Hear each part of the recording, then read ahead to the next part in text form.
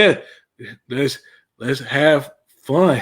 So, guys, I'm back. I have a good friend of mine, and she's one of the few people that have actually seen me when I was younger. So, she knows a little bit more than the most about me personally. But she's doing me a good favor about sharing her journey. Obviously, if you guys looked at the picture, she paid off about 58,000, a little bit over 58,000 over 8 month period of time. So that's a spoiler alert for you. If this is your first time joining, please feel free to subscribe, like if you're watching on YouTube, drop a comment, let me know you're here. If you're in the Money Talks group, feel free. Make sure you add your friends and family, especially during this time, especially with that stimulus just dropping, helping them make better decisions while they are in the moment. But needless to say, we're here. Michaela, I definitely appreciate you stopping in. Tell us a little bit about this journey of yours. What kind of tipped your head to the 58,000 you want to tackle? How'd you do it in 8 months? Like we need all the juicy details. What kind of debt it was? How'd you get going? Okay. Well, I am a travel nurse right now, labor and delivery travel nurse. I went to a private Christian university for about 7 years. So if you know anything about private universities, especially private Christian universities, Yeah. they're expensive. Okay. Expensive. 7 years because I changed my mind the second semester of my junior year. I changed my major. Oh, wow. Started prereqs for nursing school basically my senior year, and then started nursing school like the last semester of my senior year. Technically, I think I was only one semester away from finishing a biology degree. So yeah, it took me longer, but that's okay. I started working as a nurse in 2017, got my associates and my bachelor's, passed my boards, all that stuff. I knew in nursing school, like I hadn't heard of travel nursing until nursing school, but I knew during nursing school I wanted to do that at some point. I had no idea about how much money they made, and I had no idea what kind of debt I had. And to be honest, I avoided logging in to that website as long as possible. Right. Don't let me be great today. Yeah, I'm good. So I did the whole grace period of not paying on it and Right. all that stuff. I also bought a car in 2015. That was about $16,000. I think I put $2,000 down on it. So one of my monthly payments for that car loan was about $250, somewhere in there, I want to say. So after like basically approaching my 2 years of getting experience, I was looking into travel nursing, and I saw how much I can make in California. I wanted to try to be debt free in a year, and I went out with a friend, and she had way less debt than me because she went to a state school, and it didn't take her 7 years. So good for her. But also, California has a lot of fun things to do. So all things considered, I think I did okay, but I definitely didn't crack down on getting out of debt. I paid off my car within, I think, 6 months of travel nursing. But I was also going to Disneyland and taking all these trips and doing all types of Right. stuff, living my best life. Again, I probably only logged in to my student loan account at this point maybe 5 times. And I was definitely like past the grace period at this point, and I was paying the minimum like payment that was income driven by like my taxes or whatever. Right.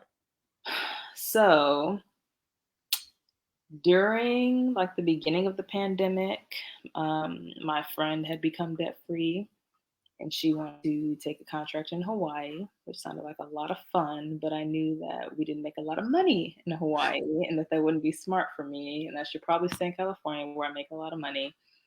Rates for travel nurses, specifically L&D, go anywhere from $2,000 to I don't even know, 2,800 a week average.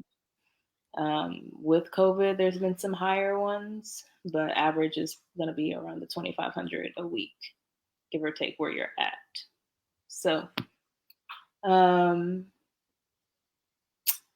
when my friend decided she was going to move to Hawaii, she helped me look at my student loans, and I realized that even though I've been paying, I want to say only like $97 or something Right. like that for maybe a year and a half. My loans were still increasing because of the The interest interest rate. rate. I hadn't Yeah. realized that my money was basically being thrown down the drain, Right. essentially. So she helped me calculate how much I needed to at least make monthly, because at this point the payment had increased to almost $300, I think. Right. But even that wasn't going to do it. And I think it was like you need to pay at least $500 a month or something like that to at least break even or something like that. So that was super discouraging, and I was like, this needs to go. I do not like this. So I told myself I want to be debt free by the end of the year. That was actually my goal, to be debt free by 2021. What I did not anticipate was, well, I anticipated, I mean, we were in the pandemic at that point, but at this Right. point, I expected it to last that long, you know? Right. Um, The but lockdown period, you mean? yes. And I Yeah. was in California, so like it was locked down. Yeah, because you were the first ones hit. So, like, I mean, New yeah, York was worse than us, but yeah, yes. So when me and my friend moved out to California, we would book an entire place and have our own rooms, our own bathrooms, that kind of thing. When we decided to part ways, I decided to get just a room and a bathroom and live with strangers to save on money. The way my paycheck worked is I would get paid hourly, and that was taxed, but I would also get paid like a stipend for my room and board, basically a stipend for food, a stipend for travel expenses, and basically all those stipends weren't taxed. So Mm, the way we make our money is finding housing that's cheaper, and we just pocket all of that. wow, Um, so I knew, yeah, if I just rented a room and a bathroom, or even right, just just to cared get about through. it, that would help me keep a lot of money. That's what I did. I moved into a room and basically shared an apartment with this interesting old lady for like 4 or 5 months, and it was not fun. Obviously, during a pandemic, it's not fun, but it was also during a lot of the racial unrest. Right, And so there were a lot of uncomfortable moments with someone I didn't know. And I legitimately did not have a life. I didn't know anyone besides people I worked with. I didn't have any friends. I didn't go out. There was nowhere to go out. You can like yeah, walk in a park, or some beaches were open depending on when. I mean, the 4th of July, they closed them down because they didn't want a bunch of people going to the beach. And so I could never remember what was open and what wasn't. And sometimes stores were open, like shopping stores. Sometimes they weren't. So, I mean, I literally just went to work, ate, sleep, went to work, ate, sleep. And that's pretty much all I did. So my money really wasn't going to like going out, or I didn't do that much shopping. Um, my work was only like 10 minutes from me, so gas wasn't like a huge expense either. right. So yeah, for the first like 6 months, I was really going in and picking up extra shifts too. Now I have to be at home. Yeah, well, yeah. Essentially, yeah. No, seriously. Like, I mean, I just came out like the pandemic. Obviously, mortgage rates was crazy, but I'm like, there's nothing else to do but work at this point. But what was, I mean, like I was telling you before, you didn't have to pay off the debt. So what was your thing? What was your driving force Oh, on why you wanted to pay off the debt? I mean, who wants to be in debt? I mean, I've never wanted to be in debt. And even when I went into school having loans, I always went in thinking I was going to pay this off. Right. Even though I had no idea how much that was going to be. I don't think I ever imagined it would be that much. Okay. But my church did this Dave Ramsey thing. I'm sure you are aware of that, possibly. Right.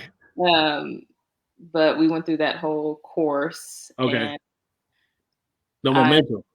yeah, I mean, I don't strictly follow it, but I did like the whole debt snowball idea. Oh, were yours all different? They weren't all together, because I know you mentioned income based. So typically they consolidate that. So were they all different loans that you were doing? Yes. Okay. So I paid off my car first just because I knew it was going to be an easy thing. Right. And it wasn't the smallest out of all my loans, technically, if I broke up each of the loans in my big student loan thing. But the car thing was like, car's done. Don't have to deal with that anymore. When my friend helped me look at my finances, I realized, oh, this one's like really low. I just pay this off. That one's really low too. And so there were some that I knocked out within, like 3 of them, I think, that I knocked out within a month. Okay.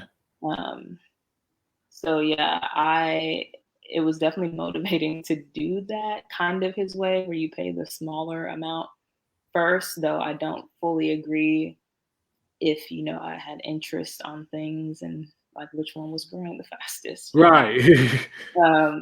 So at that point, loans were only supposed to be in deferment until like September or October. It wasn't supposed to be the whole year yet.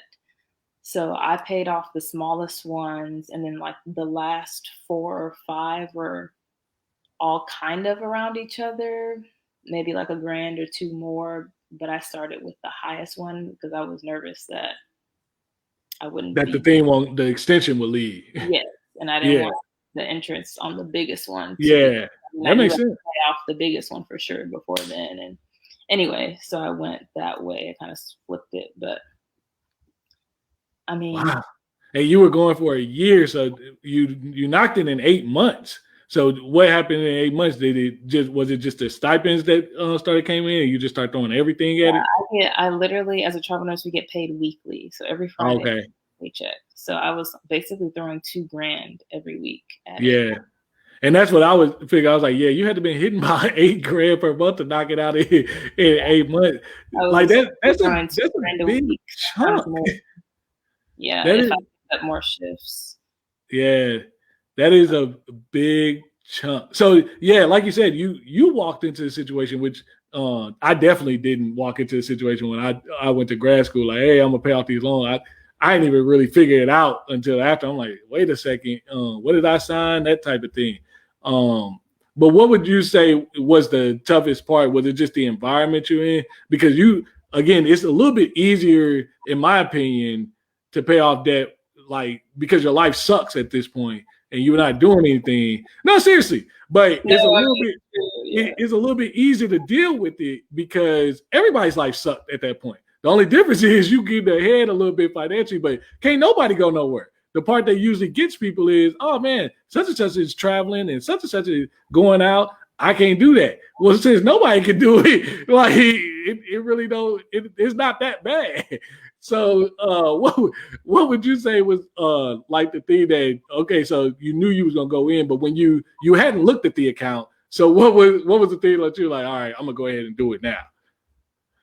I think my friend really helping me see that I hadn't even really made a dent at all in the past year and a half. Okay. Oh, we need to do this. And it's like my loans were in deferment too. That was like, I mean, if I'm going to do it, I need to do it now. This is going to happen at the time until like October. So I need to just try to knock out as much as I can. But yeah, I mean, I definitely feel a little guilty for profiting off this pandemic. I mean, you're not the only one, so like it is what it is. But no, that's what it was there for. You know what I mean? Like it was there to be a relief. But if you were in a position where you could continue working, and obviously, I mean, you're a travel nurse, so your whole career field, I know for me, I'm extremely appreciative of you, just like my colleagues that are in the military, because you're doing stuff that honestly, I mean, I'm a generous person, but it takes a different type of heart to want to essentially risk your life.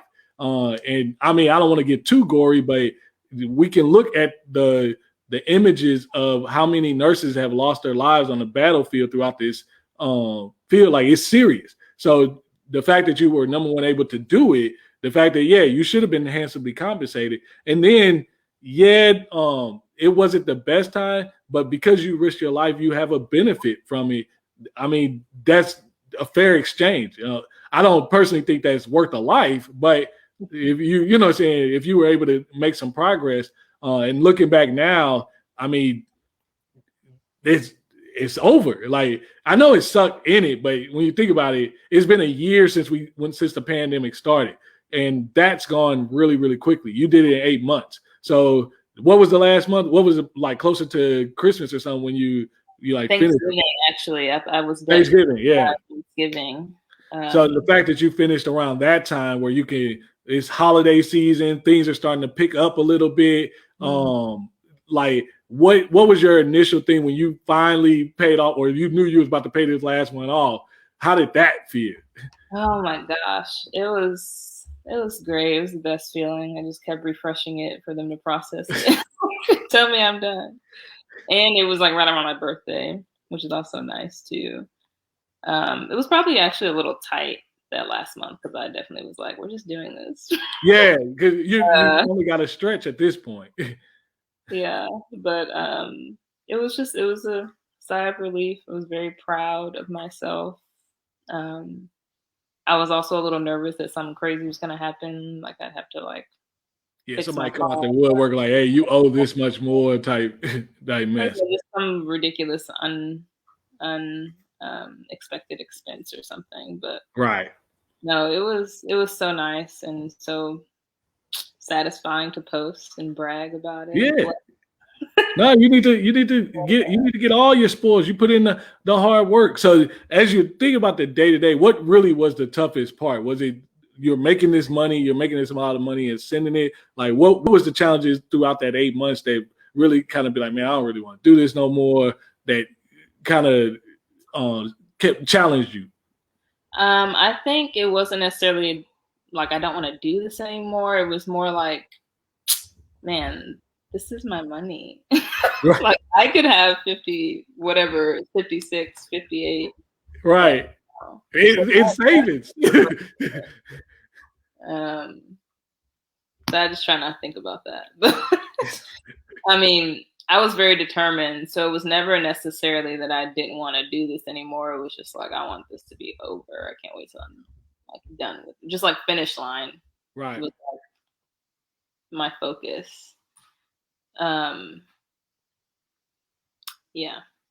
So now let's see, we're in March now. So it's really been almost next month will be about 6 months since you kind of passed off. So now that you can kind of settle emotionally, things are starting to open up a little bit. Life is starting to settle in. How different do you look at your money and your budget now that you don't have that particular debt? Because it wasn't really the weird part about yours, and not weird, but I mean, you only had to pay $97 or $300. That's not really something that will in your head be like, that's not really impacting my life. But the fact that you don't have that debt just out there, like how is life now that you're like, hey, I'm not chunking loads of money to the debt? Well, I mean, I'm saving again, so I'm still making a decent amount, but I'm also preparing to go back to school. So there's a part of me I mean, like I feel more prepared even for the expense of school again because I don't have to be in that much debt for school. And my goal is to actually not have to be in debt, or if it is, that it's just like a one payment kind of a thing. Okay. So I'm preparing for that. I feel way more free with my expenses. It's not a stressful thing. Yeah, it's really nice. I was able to go to Hawaii for 2.5 weeks without working. I wasn't getting paid to be there. Right. It was nice. That's a luxury kind of in your field of work too, though. So it's just, do you have the capacity or the financial means to where you can take 2 weeks off and it not hold you up? No, I mean, I like to tell people that all the time. Like for me, I actually think I started working harder after I got rid of a lot of the debt that was holding me up, because I knew every extra dollar I make now comes to me and I'm keeping a lot more of my money. So like if I'm doing extra gigs or anything like that, I'm like, well, this all coming to me. It's not like every time I'm doing an extra gig, I got to go toss it on the mortgage or anything like that. So I always tell people, I'm like, that you'll be surprised what that freedom looks like. And you're in a different field. Your field is a lot more competitive. So as far as your line of work, as far as if you had to if you were unemployed, your ability to get another job. Nursing is very busy to where that's not much of a concern. It's much like tech. But when you're like, for me, I mean, I was out of work 7 months last year. It didn't skip a beat for me. So, you know what I mean? It's the fact that, hey, knowing what's the worst that can happen. Well, the worst thing that can happen is potentially you could, I guess, lose your job.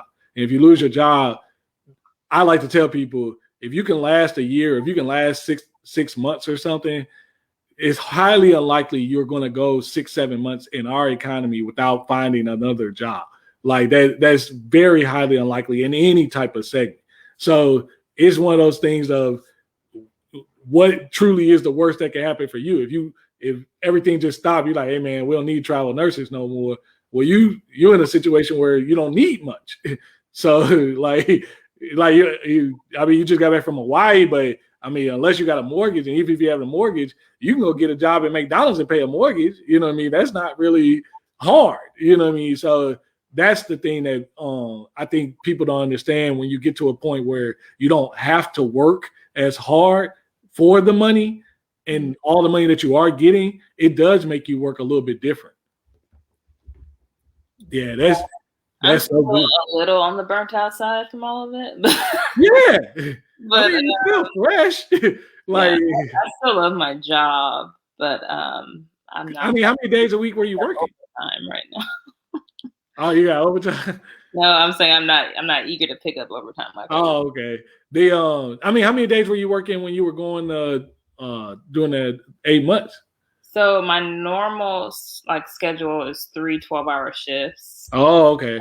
Picking up an extra 12 or an extra 12 and then an extra 8 or maybe 2 extra 12s, or sometimes it was on day shift, sometimes on night shift.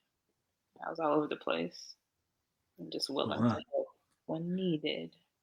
No, that makes sense. So one thing you mentioned is like your friend showed you like your number. She actually did a little bit more math. How important do you think that is? Because that's one thing that I know I talk about, hey, write your stuff down, look at the number, because the number can actually be a little bit convincing, but how effective do you think that is? Because I'm pretty sure you're doing it now. Like you do your own budget at this point and you kind of understand a little bit, and you don't have to be a mathematician to add and subtract. So how effective do you think that is in the process? Because like you said, you didn't even want to log in. Like you didn't really want that negativity in your life. So, how would you tell somebody that or encourage them on actually writing it down?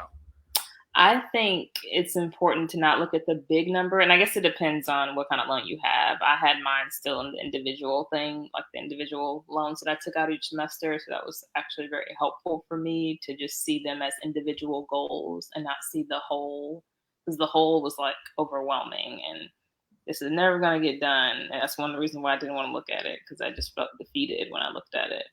But if I saw one that was like $3,000 or whatever, okay, I can do that. One of them was like $1,000 and one of them was like $2,000. Okay, I can do that.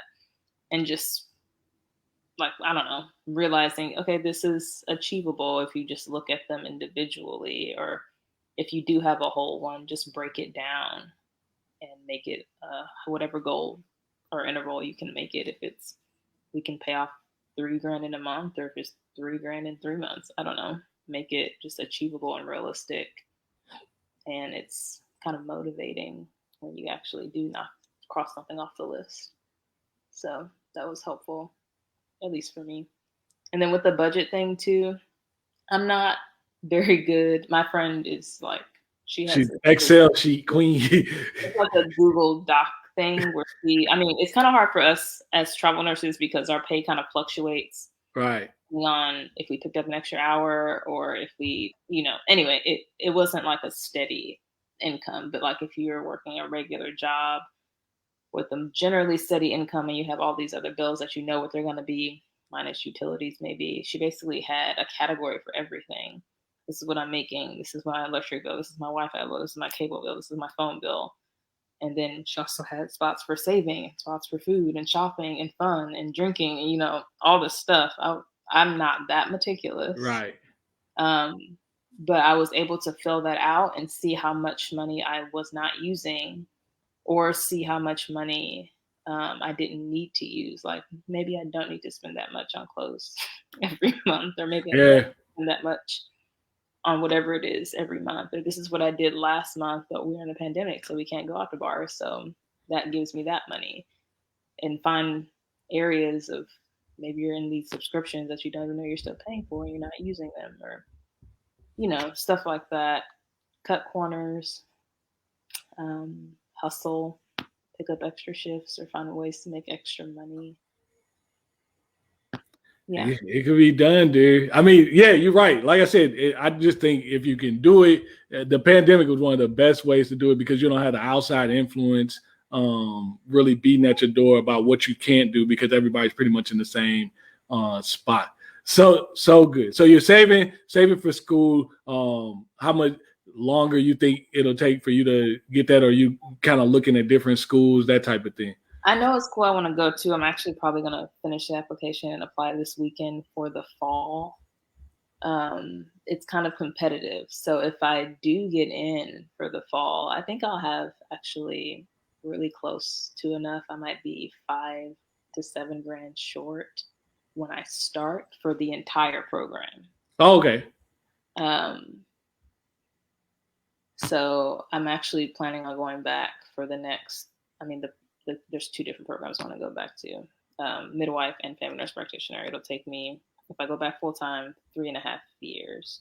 Okay. One will be done in 2 years, and the other one will take an extra 1.5 years. But all that to say, I'll still be travel nursing as much as I can. And with healthcare, you have to do clinicals, and that's going to be hard to work. So saving for that as well, but also knowing I will eventually be making more money anyway. And kind of a random, I do kind of want to get into real estate,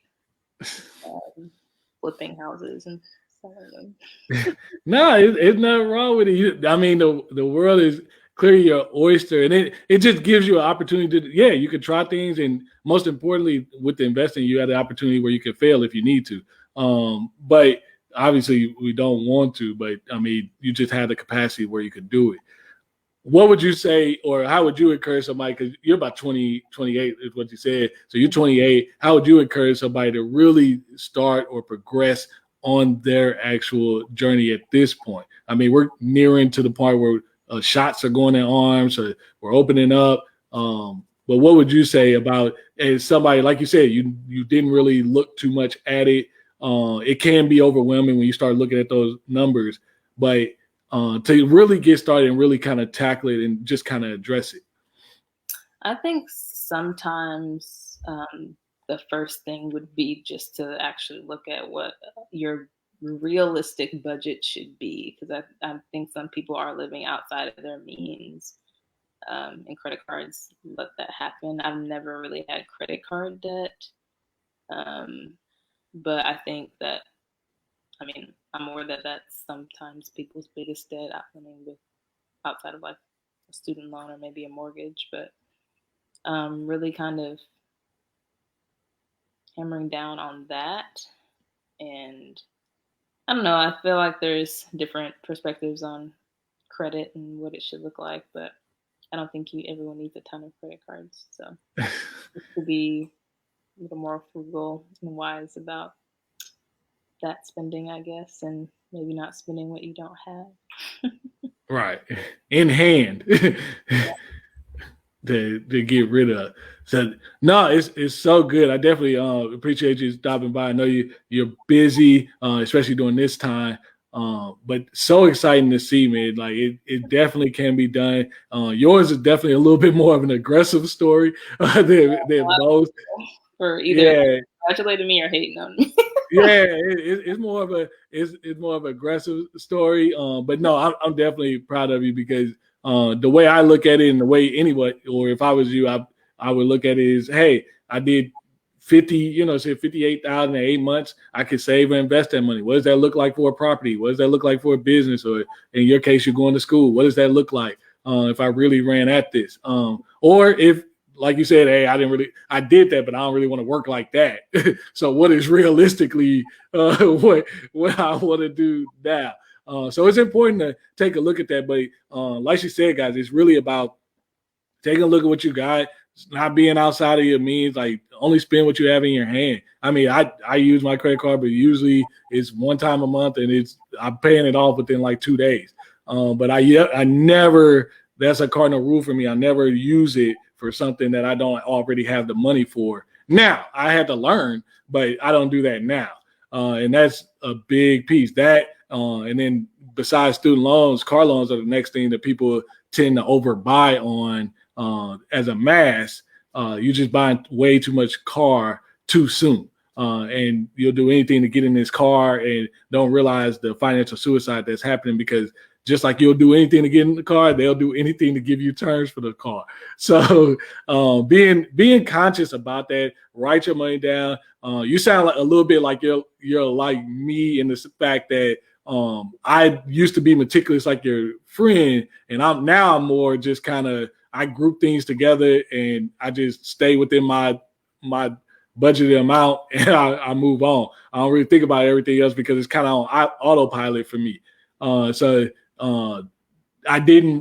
the spreadsheet when I was trying to get out of debt and pay off debt, but now it's more, I already know how much I'm saving. I know how much I have. I don't have to look at it all the time because it's just a system. So yeah, I would encourage you guys, if you haven't already, again, please subscribe to the channel. Press that like button, especially if you stayed on this long. Obviously, you like the show. Share with a friend, share with a colleague. But yeah, most importantly, you can all do this. Next week, gonna have a friend talking about wills, trust, estate planning. It's not exactly the sexiest thing, but the fact is about our finances, we do actually all need to do it, especially the will piece. And unfortunately, that's one thing that was exposed through the pandemic, that a lot of people were more unprepared for the unexpected to happen. So I would encourage you guys to stick with me. Next week, check out, make sure you invite your friends to the group, all those things. But until next time, guys, I definitely appreciate you.